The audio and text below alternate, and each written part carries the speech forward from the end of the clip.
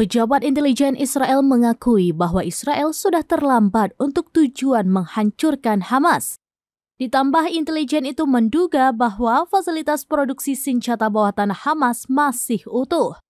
Dikutip dari Tribun News pada 28 Maret 2024, kabar itu mengutip pengakuan pejabat tersebut dalam surat kabar harian Inggris The Telegraph pada Rabu 28 Maret 2024. Meskipun terjadi pertempuran sengit antara Hamas dan Israel selama lebih dari 5 bulan, nyatanya Hamas masih tetap ada.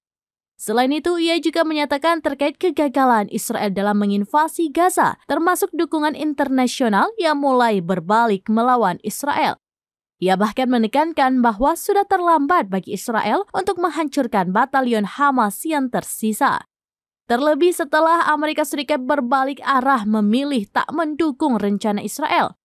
Tanpa memberikan bukti lebih lanjut, sumber menegaskan bahwa Israel percaya peluang terbaiknya untuk menghancurkan Hamas adalah dengan memasuki Rafah.